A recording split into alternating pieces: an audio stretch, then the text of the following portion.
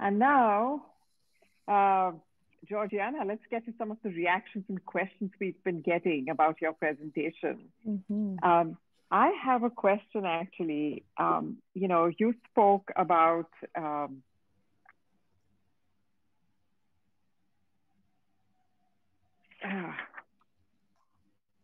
giving yourself permission, and you know and you also said about something about slowing down. Somebody asked you the question that when how do I enjoy the process, and you said something about you need to slow down. Can you tell us a little bit more and talk a little bit more about why is it important to slow down? What is it that is happening to us when we start slowing down? Yes. Okay. That's a great question because I don't know about you, but I was like, go, go, go my whole life. And I had to work really hard to practice slowing down. So, what the slowing down does is it helps our whole body and nervous system know that when I slow down, I don't die. And I'm sort of exaggerating here, but for anyone who's used to going, 10,000 miles an hour, we know how awfully uncomfortable it is to slow down. It doesn't feel right in our bodies. And yet, if we don't practice growing that skill to slow down, we get into burnout, right? We get into exhaustion, we get into resentment. So, practicing feeling your butt on the chair and noticing your breath helps you bring what, in more technical terms is a regulated moment, right? So you slow things down, everything's okay. And as you practice bringing more of those regulated moments into your day, we actually create more calm, regulated states where you feel more ease in your life, right? So that's sort of the why of slowing down, and that it's normal if it feels really uncomfortable in the beginning. Mm-hmm. And to also know that it seems a bit simple when someone says, well, how do we enjoy the process? And I talk to you about feeling your feet on the ground or your butt on the chair, you might think that it seems irrelevant and too simple to make a difference. Yet those are the small things we can practice throughout the day that do help us feel more ease and more calm and allow us to enjoy and notice the process. Mm-hmm. Right? Mm-hmm. Yeah, I know it's really hard to notice things because I've done this exercise when you were telling us to look at one thing and then feel your butt on the chair. That was hard for me. Yes. That focusing was hard. So I can see how this requires practice, and it sounds simple, but it may not be that simple. Yes. And when we notice it's hard, what we get to practice is being compassionate to ourselves. Of course, something that's new that we haven't really practiced before feels hard and uncomfortable, right? And it's okay to take our time. And if in the beginning it feels really hard to feel your butt and look at a thing, just practice going back and forth, right? And that awareness of going back and forth is what also helps us be able to grow the muscle to enjoy the process, right? Mm-hmm. Enjoying the process requires us to be able to see what's happening. But often we're going so fast, we don't see what's happening, right? So that's something we want to practice. Oh, yeah, you're absolutely right about that. Time does fly by, especially when you're bringing up children. They go from 0 to 20 pretty fast. Yes. Yeah, yes.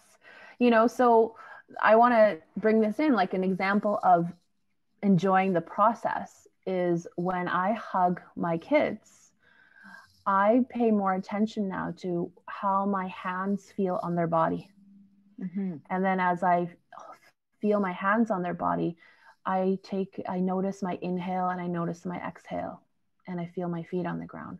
So those are 3 things that I add into that experience of hugging my children.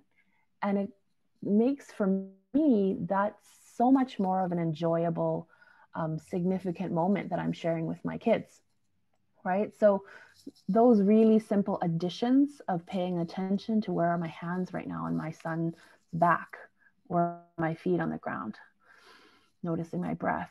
That's how I start enjoying the moment, right? We have to be in the moment to enjoy the moment. Mm-hmm. Georgianna, we have a question from one of our viewers. Mm-hmm. And she says, as immigrant parents, we put high expectations on ourselves. Our children may relate a lot with what you just shared. You know, you shared about how your parents had great expectations from you, and that it's a pressure on the children, you know, having that, or your mom's mood depends on how you feel. Mm-hmm.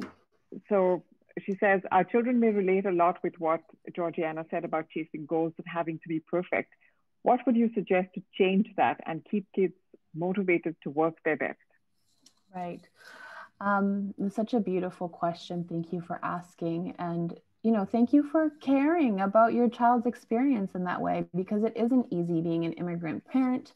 There's lots to adjust to. There's lots of cultural differences. And I know that you're trying to bring in your cultural values and teach that to your children, and then also help them adjust to, you know, the not norms, but, you know, the way some things are here in Canada.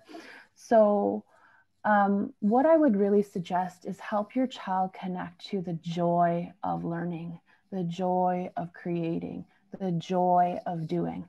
Because when our children, or when human beings are connected to joy, we internally want to continue. We want to thrive. We want to keep learning, right? So keep learning fun, you know, age appropriate and fit with the temperament and personality of your child, and use your child's interests. Your children will show you what excites them. And through what excites them, you can help connect that with learning. And because it excites them, they're going to have more drive internally to pursue that and to get better at it. So those would be some things that I would say. And then also notice and encourage effort, right? In my family, only results were celebrated. And so what happened was I became someone who was always chasing the next result.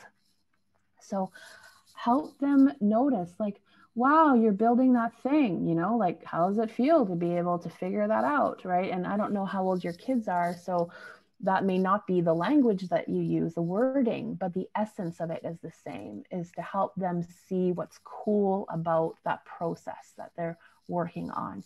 And ask them if they feel proud of what they've done, of being able to overcome trying to figure something out. So those are some ways that you could play with and see how that works out. Encouragement. Children, human beings need a lot of encouragement. And also letting your kids know how much joy it brings you to see them have fun, right? That it also brings you joy to see them connected to their joy, and not just that I'm thinking, I have flashbacks of my parents that it only brought them joy when I brought home the A+, you know, and of course that's not truly how my parents felt, but those were the words that came out of their mouth, right? So the other thing I would have loved more from my parents is to hear how much they loved me and how much they were proud of me when it had nothing to do with my accomplishments. So that may be something that you want to explore and try out. Mm-hmm. I think that those are such great reminders, because often our expectations as parents, or our dreams of what we want our children to be, kind of overtake the whole situation. We kind of forget where our children are at. Yes, I think it's important to realize that they're little people and they're still growing. Yeah. But I think it's a good point that you bring up, Sangeeta, is if we're really hard on ourselves and we have extremely high expectations of ourselves, it becomes really easy to have very high expectations of everyone else. If we don't let ourselves have a break, if we see our children have a break, then that's going to bother us, you know, or it has a higher chance of bothering us, because we haven't learned to value taking a break. We haven't learned to value play. We haven't learned to value slowing things down. So when we see our partners or our children do those things, we might label that as lazy or self-indulgent or, you know, all sorts of things. So the more we give ourselves permission to tap into joy, to tap into learning, the more we give the people who we love the same permission to do that in their lives too. That's it. Really good advice, Georgianna. Actually, there's another question related to advice, and it says, is the advice we receive today also something good to do with children? That is, don't quit, just rest. Yes, so important. So everything we shared tonight is helpful to teach your children, and your children are going to learn it if you model it, right? So as parents, it's easy to just want our kids to do what we say, but they're watching us, right? But you can turn it into a thing you practice as a family. You can talk about it. I'm practicing how to take a break and know that it's okay to take a break. And then I'm going to go try the thing. And when something I said to my kids when they were young, and we still talk about it, is when they felt really frustrated about something, I would say, hey, looks like you're feeling frustrated about that. Do you want to take a break? Do you want to ask for help? Or do you want to try again? Right? And that is, I think, a really beautiful gift to offer our children, right? That it's okay to take a break from something and come back to it, right? Or it's okay to ask for help. It's okay to try again.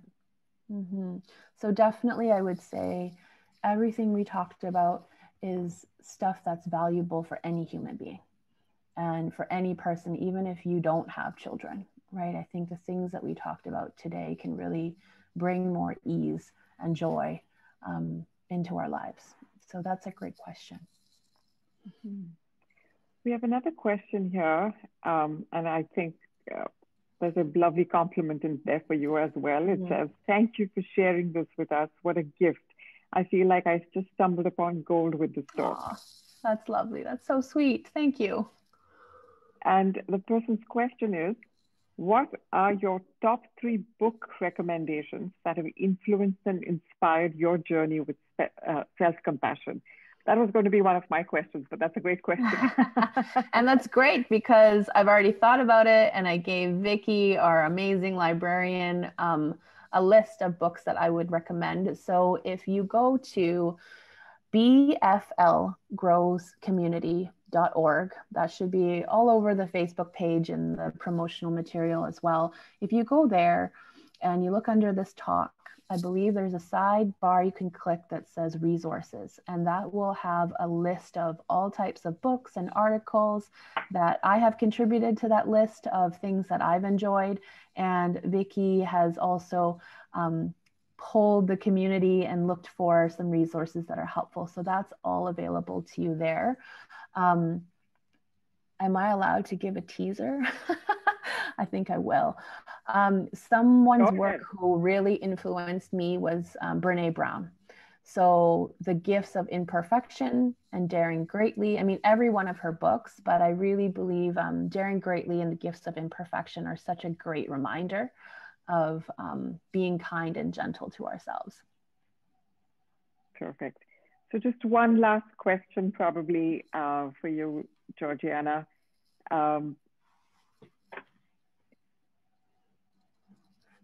You gave us so many great examples and